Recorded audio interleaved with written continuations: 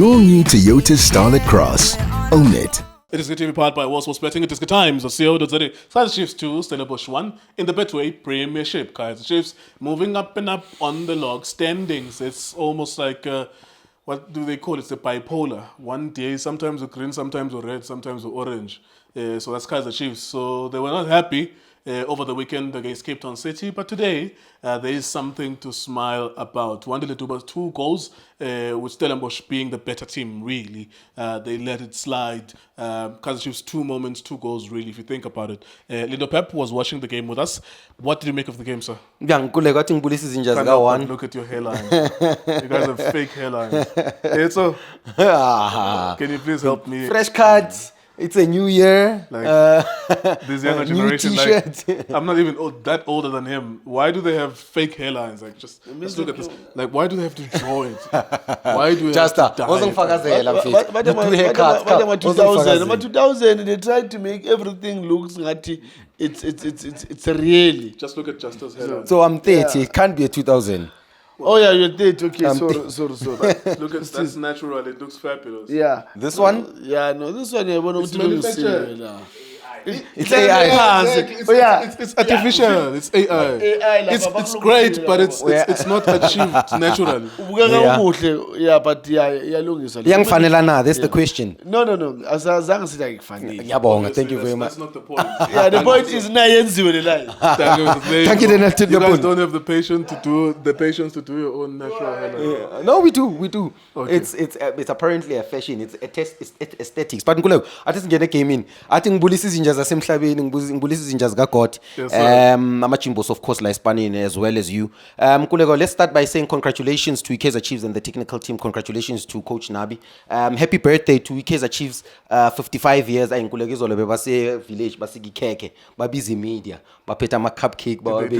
Yeah, they did that. Babizi media, babega ma cupcake. Trust them with branding and market. Yeah, babambeleng ezandla. You can tell that the players today at least bafuna something for the huge Kaizer Chiefs brand. But I'm a little bit disappointed with regards to Stellenbosch, more especially with the approach of the game. You look at the tactical structure and the tactical format. They didn't have a left winger. Obviously, but Teshisu Kaka as a left winger, coming inside without the ball and People with the ball. don't know who Kaka is. Khomotso Likolwane, thank you very much. And obviously, I think the game plan was revolved around Devin Titus on the right. I think it didn't have a defensive responsibility.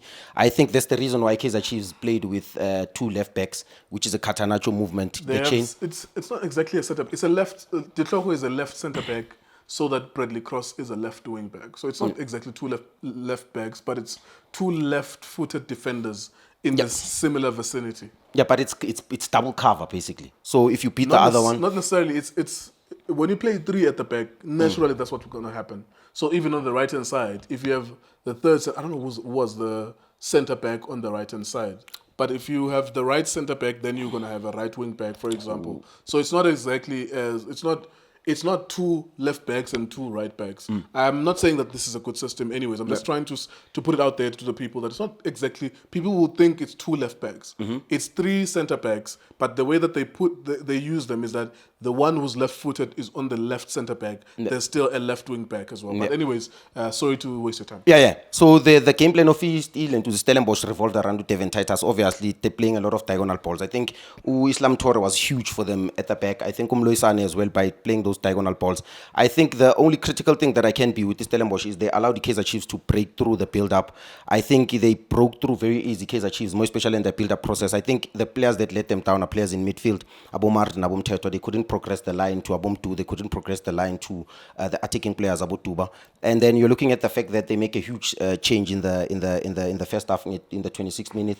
Obviously, they take off a cross, in my opinion. If Begvumelegile in the PSL, game, but it's not allowed. You don't want to break him as well. I think they make that substitute. They need to motivate him. It's probably the only left back they have currently other than Udi Tloko.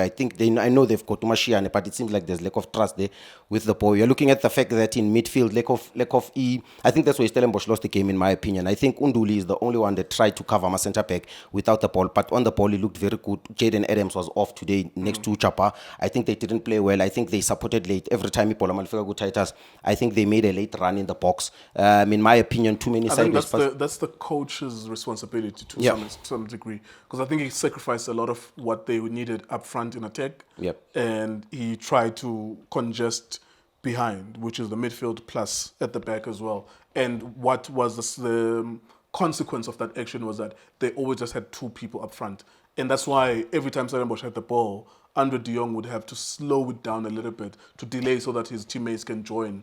Ubukwala buka coach Steve Barker, because I think his team, one man on man, are better than Kaizer Chiefs players at this point. Not historically. At this point, he has a better players, but he was so fearful that he only had two attackers up front, and that's the reason why he lost. And he did exactly this against Pirates as well. Yeah, they didn't create a lot of opportunities, to be honest with you. I think the opportunities were on the right-hand side with Devin Titus. I think with Devin Titus is the one. I think he got an opportunity in the start of the game where Afunu Katleli Polanga Lungisanga, and he created a lot of half opportunities. Like I said, I think Uchapa could have made a late run. I think even another player, I think if on a check tactical discipline, Namhlanje he dropped a little bit too deep, in my opinion, adding as a fourth midfield to De Jong. And every time De Jong magaqa to connect with Devin Titus, and they join late in the box. But for me, I think their biggest problems were in midfield. They were supposed to win the midfield battle. I think that even though Kaizer Chiefs didn't play well in the direct line, but I feel that Abom Teto won that battle, in my opinion. Abomar, I think they needed a player with a bit more vision in that midfield to general. But you're looking at the fact that Tutuba, I think, is better as a striker. We've been critical of the boy in the last two games. Playing him all over the place. Yeah, they've been playing him right wing back. I think the boy is not in.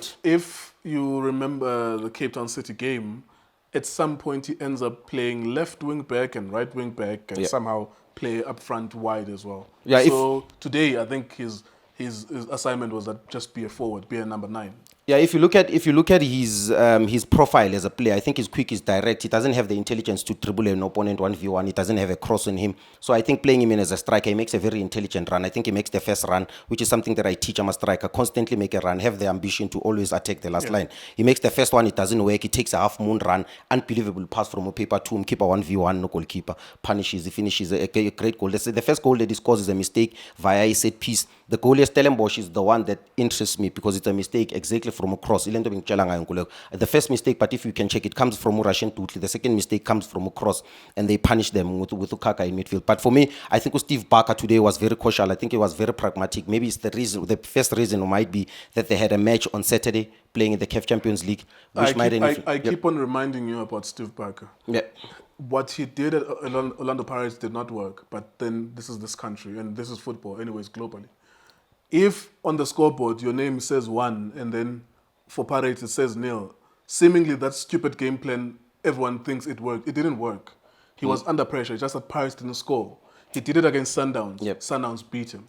This overemphasis on defending and forgetting that you have to find a way to get out. I think today he wasn't ultra defensive, but it still carried those lessons from the game that it defeated Pirates in. This idea of it is okay to sacrifice players, numbers up front, so that you can try to gain control and consolidate in the midfield and in defense. And he's continued with it ever since that game in Orlando Pirates. And I think even the mentality from playing Confederations Cup, which is you travel away from home, try to get a point, try to consolidate, it's the reason why he lost this game.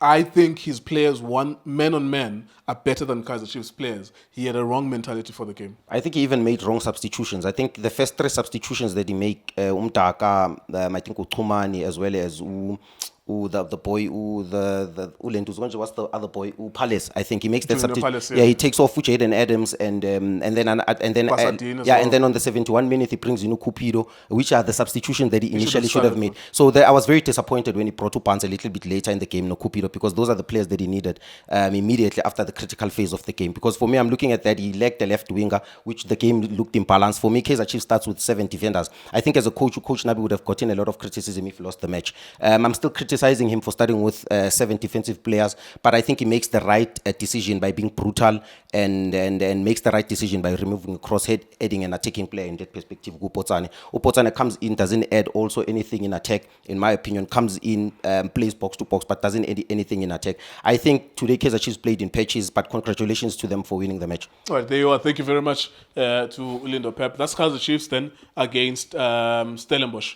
Yeah, and Orlando Pirates, of course, played against Cape Town City. Those are the other videos with Zovilelas and Junior Kanye and Shane as well. With ourselves, Nkululeko, with Lindo Pep, Bobo, and Machaka, we were covering the Kaizer Chiefs game as well. I do feel like we actually chose the good game, the better game, because I was worried about the Pirates game that there wouldn't be goals because it was 0-0 for a long time. But fortunately for us, we were watching the game that had goals. It is good TV, it is good times, also sweating.